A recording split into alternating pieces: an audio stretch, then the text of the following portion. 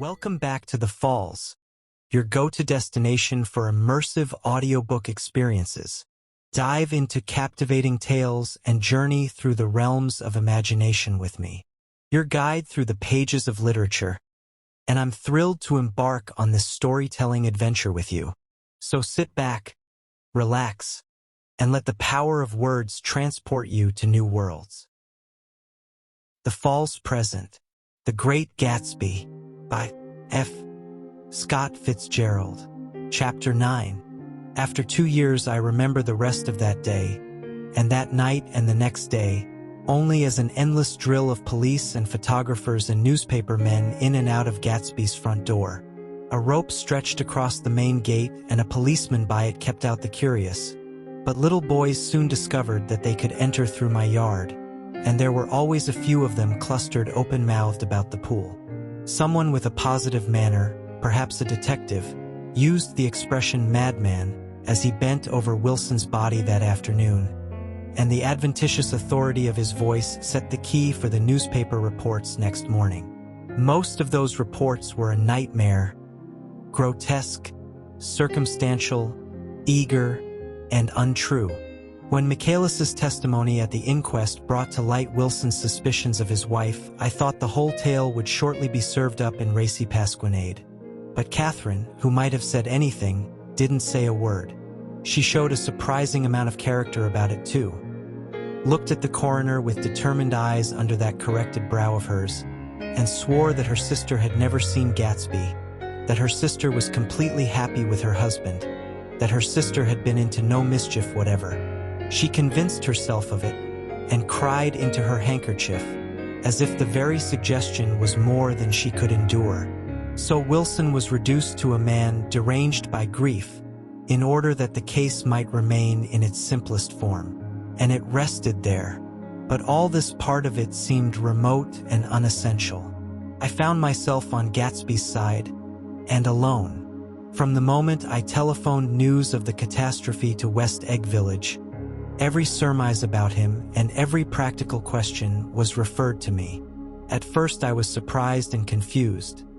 Then, as he lay in his house and didn't move or breathe or speak, hour upon hour, it grew upon me that I was responsible because no one else was interested with that intense personal interest to which everyone has some vague right at the end.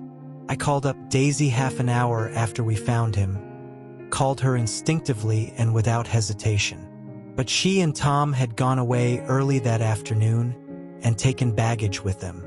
Left no address? No. Say when they'd be back? No. Any idea where they are? How I could reach them? I don't know. Can't say.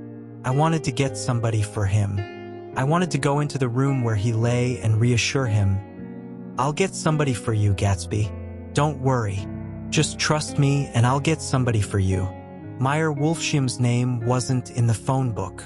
The butler gave me his office address on Broadway, and I called information. But by the time I had the number, it was long after 5, and no one answered the phone. Will you ring again? I've rung 3 times. It's very important. Sorry. I'm afraid no one's there. I went back to the drawing room and thought for an instant that they were chance visitors, all these official people who suddenly filled it. But, though they drew back the sheet and looked at Gatsby with shocked eyes, his protest continued in my brain. Look here, old sport, you've got to get somebody for me. You've got to try hard. I can't go through this alone. Someone started to ask me questions, but I broke away and going upstairs looked hastily through the unlocked parts of his desk. He'd never told me definitely that his parents were dead, but there was nothing. Only the picture of Dan Cody, a token of forgotten violence, staring down from the wall.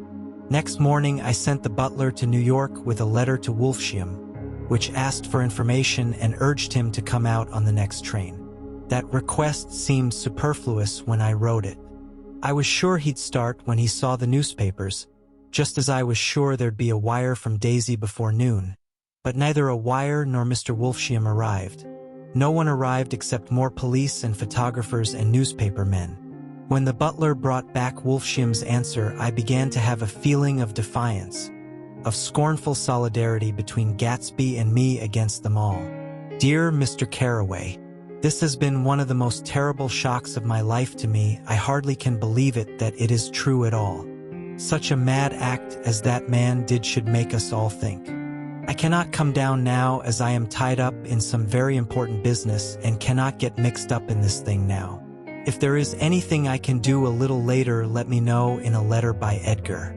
I hardly know where I am when I hear about a thing like this and am completely knocked down and out. Yours truly, Meyer Wolfsheim. And then hasty addenda beneath. Let me know about the funeral, etc. Do not know his family at all. When the phone rang that afternoon and long distance said Chicago was calling, I thought this would be Daisy at last. But the connection came through as a man's voice, very thin and far away. This is Slagle speaking.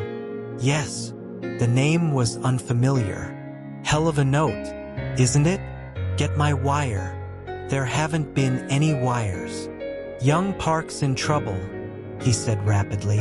They picked him up when he handed the bonds over the counter. They got a circular from New York giving him the numbers just 5 minutes before. What you know about that, hey? You never can tell in these hick towns.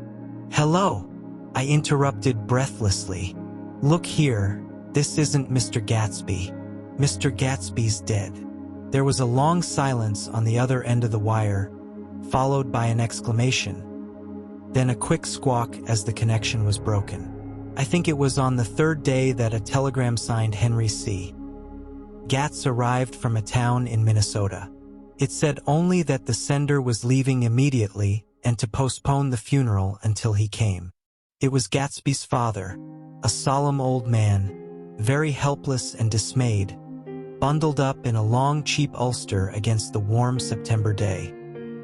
His eyes leaked continuously with excitement, and when I took the bag and umbrella from his hands, he began to pull so incessantly at his sparse gray beard that I had difficulty in getting off his coat.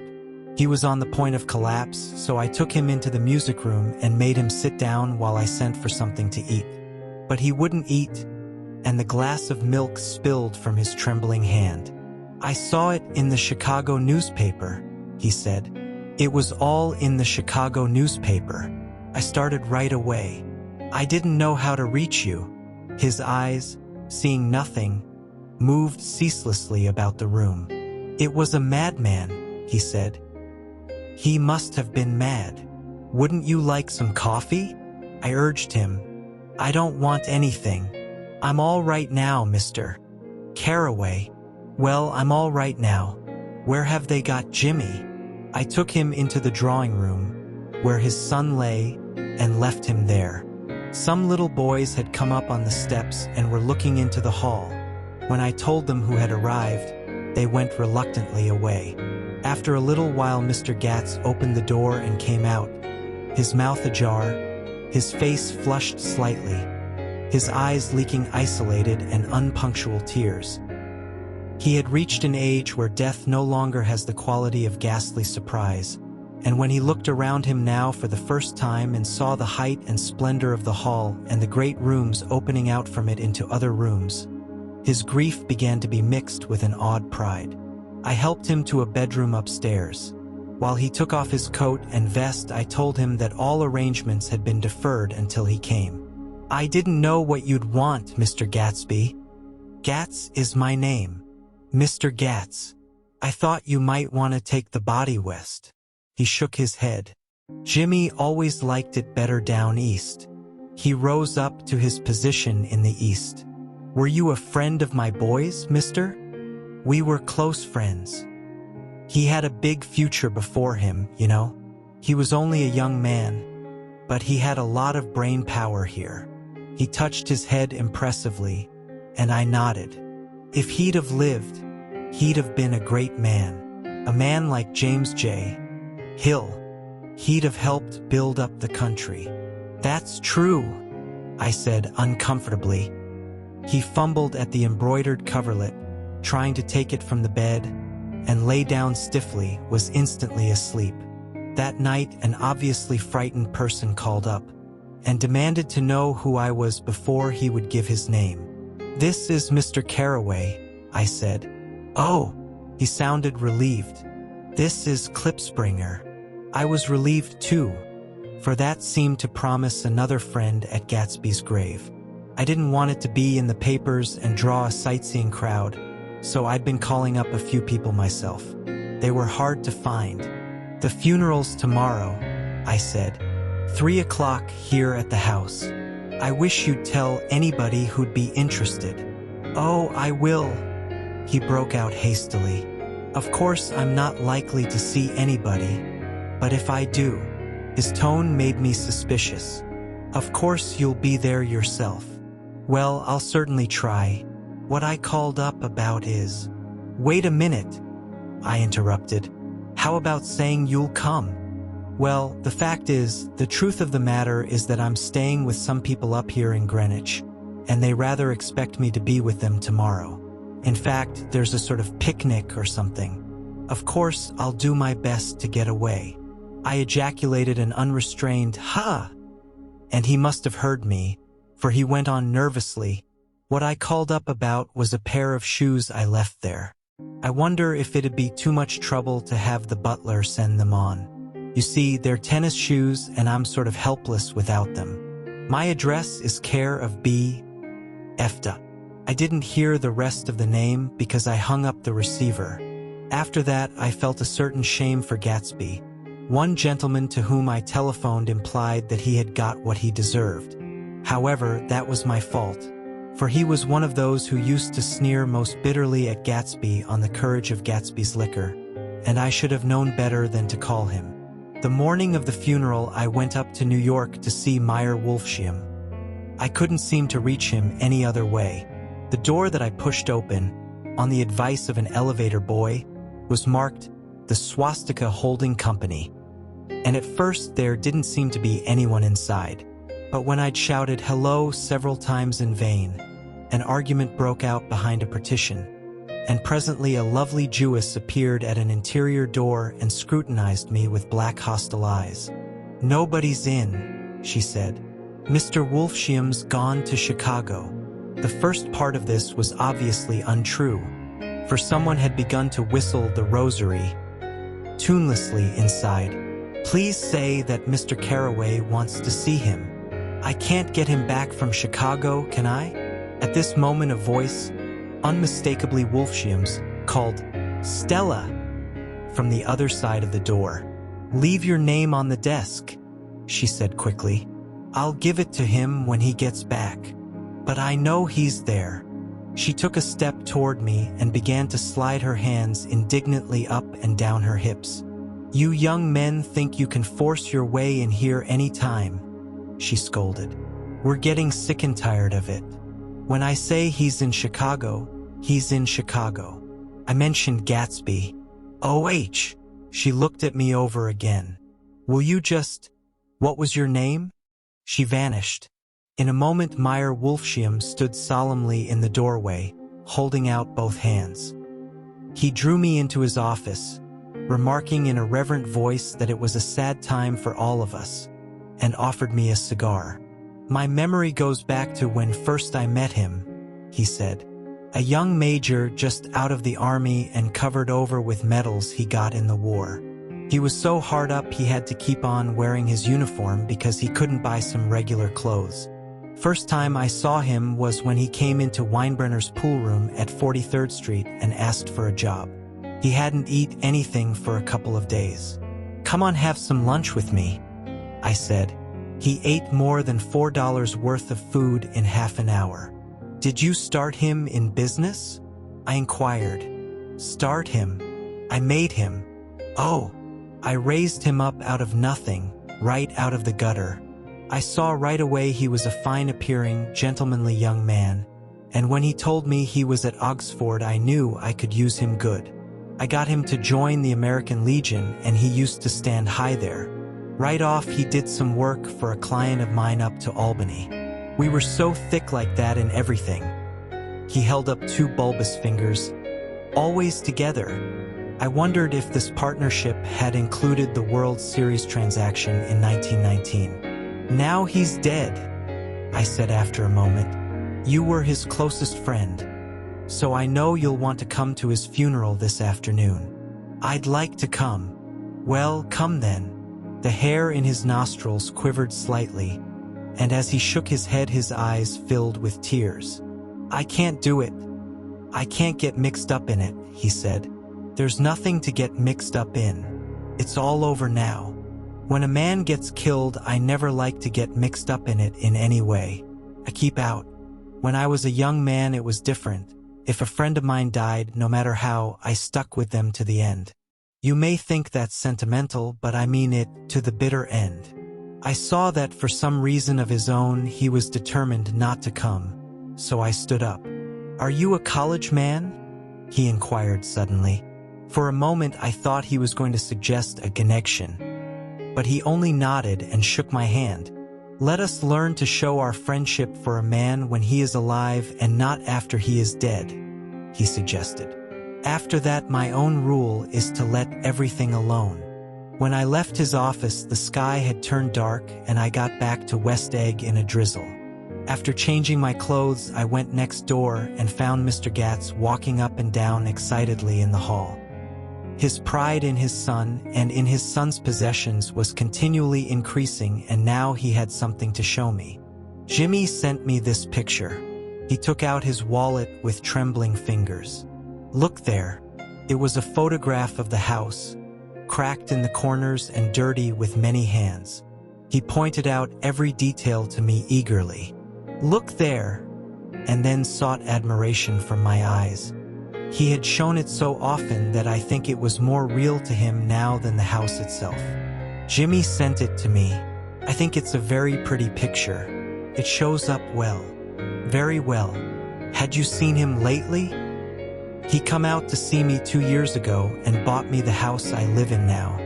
Of course, we was broke up when he run off from home, but I see now there was a reason for it. He knew he had a big future in front of him. And ever since he made a success, he was very generous with me. He seemed reluctant to put away the picture, held it for another minute, lingeringly before my eyes. Then he returned the wallet and pulled from his pocket a ragged old copy of a book called Hopalong Cassidy. Look here, this is a book he had when he was a boy. It just shows you.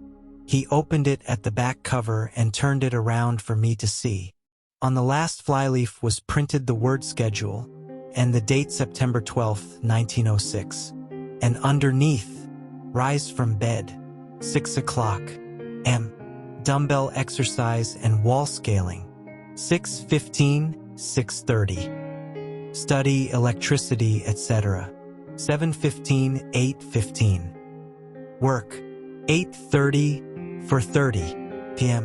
Baseball and sports, for 5 o'clock. Practice elocution, poise, and how to attain it, 5 o'clock, 6 o'clock. Study needed inventions, 7 o'clock, 9 o'clock. General resolves. No wasting time at shafters or a name, indecipherable. No more smoking or chewing. A bath every other day. Read one improving book or magazine per week. Save $5, crossed out $3 per week. Be better to parents. I came across this book by accident, said the old man. It just shows you, don't it? It just shows you. Jimmy was bound to get ahead. He always had some resolves like this or something. Do you notice what he's got about improving his mind? He was always great for that. He told me I eat like a hog once, and I beat him for it. He was reluctant to close the book, reading each item aloud and then looking eagerly at me. I think he rather expected me to copy down the list for my own use. A little before 3, the Lutheran minister arrived from Flushing, and I began to look involuntarily out the windows for other cars. So did Gatsby's father. And as the time passed and the servants came in and stood waiting in the hall, his eyes began to blink anxiously, and he spoke of the rain in a worried, uncertain way. The minister glanced several times at his watch, so I took him aside and asked him to wait for half an hour. But it wasn't any use. Nobody came. About 5 o'clock our procession of 3 cars reached the cemetery and stopped in a thick drizzle beside the gate. First a motor hearse, horribly black and wet, then Mr. Gats and the minister and me in the limousine, and a little later 4 or 5 servants and the postman from West Egg, in Gatsby's station wagon, all wet to the skin. As we started through the gate into the cemetery, I heard a car stop and then the sound of someone splashing after us over the soggy ground. I looked around. It was the man with owl-eyed glasses whom I had found marveling over Gatsby's books in the library one night 3 months before. I'd never seen him since then.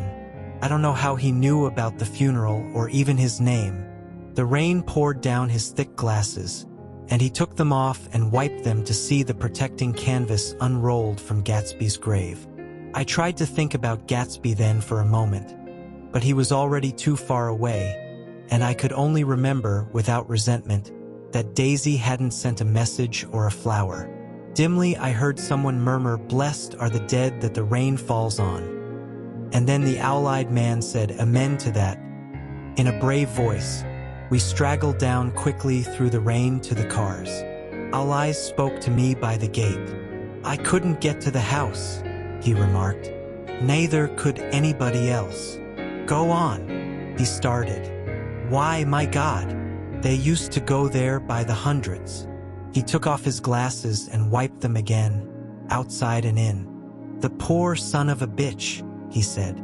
"One of my most vivid memories is of coming back west from prep school and later from college at Christmas time. Those who went farther than Chicago would gather in the old dim Union Station at 6 o'clock of a December evening, with a few Chicago friends, already caught up into their own holiday gaieties, to bid them a hasty goodbye.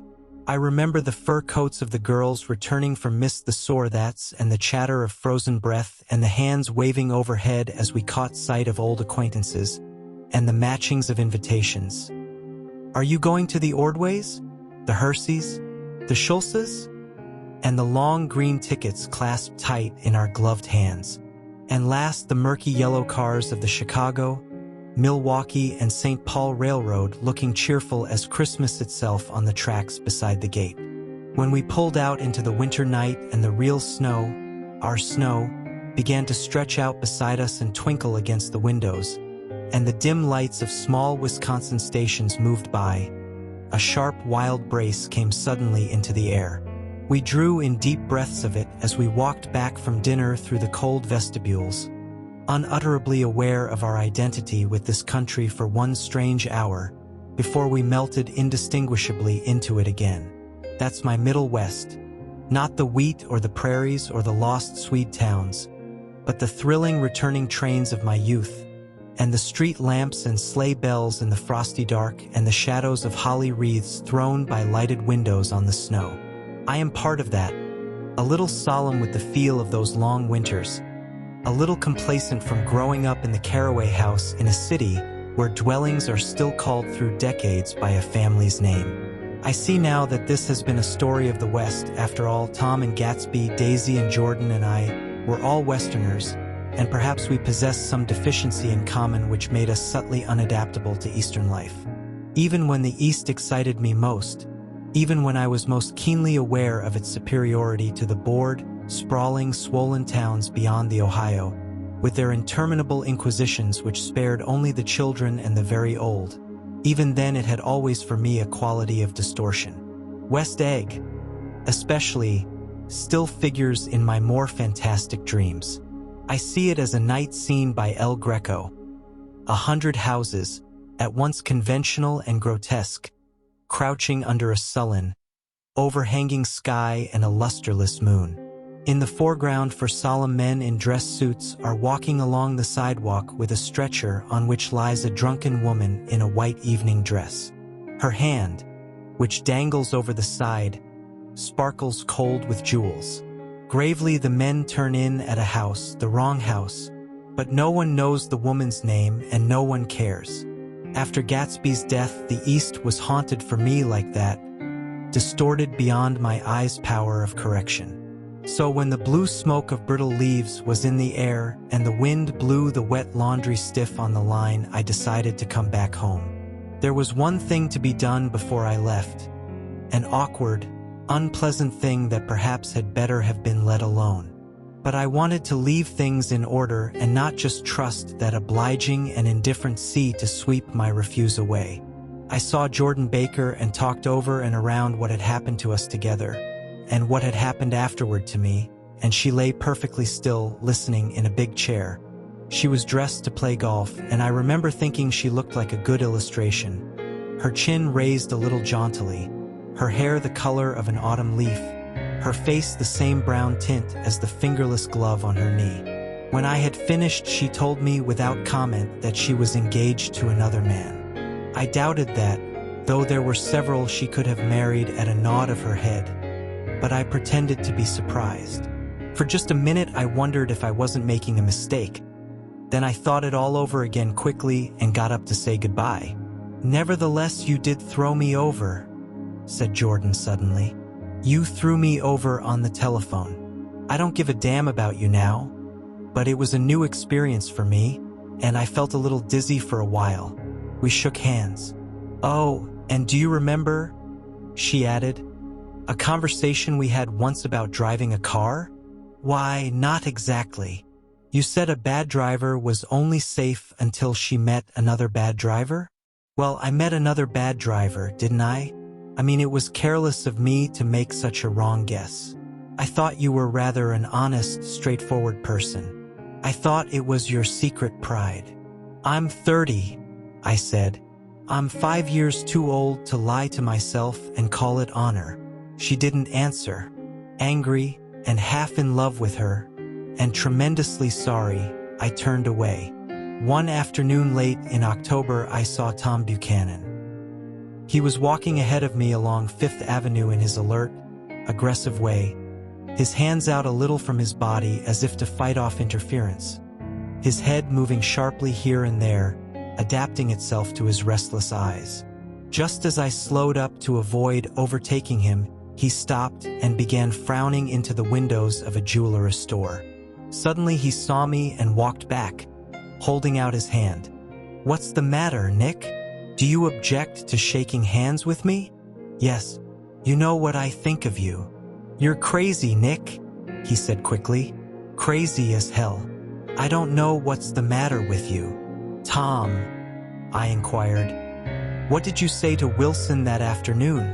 He stared at me without a word, and I knew I had guessed right about those missing hours. I started to turn away, but he took a step after me and grabbed my arm. "I told him the truth," he said. He came to the door while we were getting ready to leave, and when I sent down word that we weren't in, he tried to force his way upstairs. He was crazy enough to kill me if I hadn't told him who owned the car. His hand was on a revolver in his pocket every minute he was in the house. He broke off defiantly. "What if I did tell him? That fellow had it coming to him.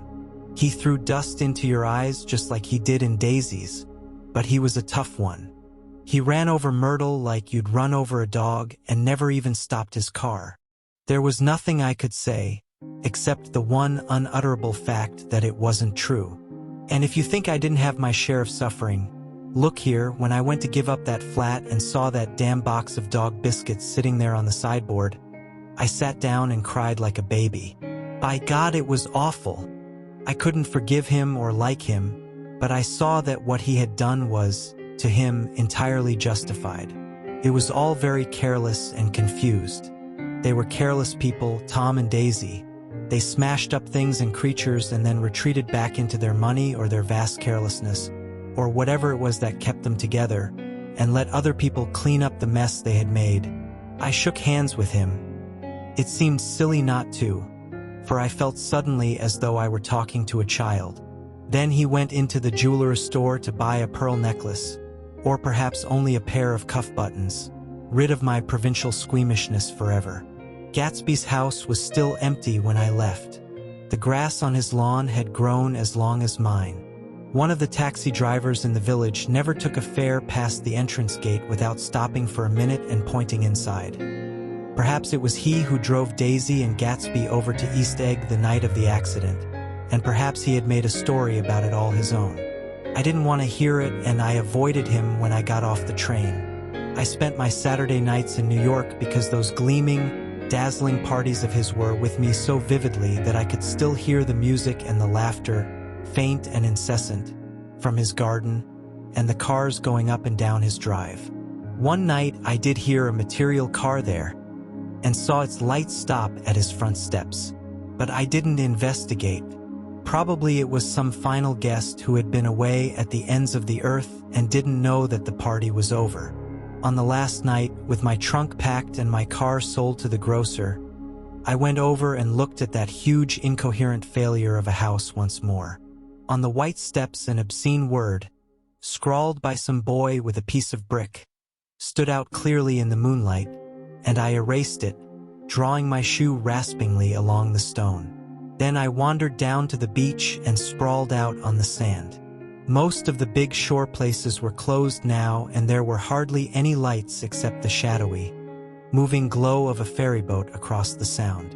And as the moon rose higher, the inessential houses began to melt away until gradually I became aware of the old island here that flowered once for Dutch sailors' eyes, a fresh, green breast of the New World. Its vanished trees, the trees that had made way for Gatsby's house, had once pandered in whispers to the last and greatest of all human dreams.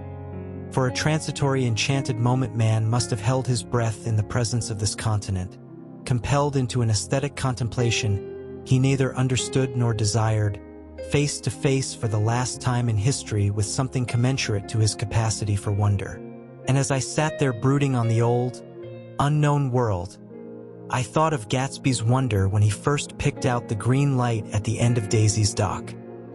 He had come a long way to this blue lawn, and his dream must have seemed so close that he could hardly fail to grasp it. He did not know that it was already behind him, somewhere back in that vast obscurity beyond the city, where the dark fields of the Republic rolled on under the night. Gatsby believed in the green light, the orgastic future that year by year recedes before us. It eluded us then, but that's no matter. Tomorrow we will run faster, stretch out our arms further, and one fine morning, so we beat on boats against the current, borne back ceaselessly into the past. Please, like, comment, share, and subscribe to our channel for more. Thank you.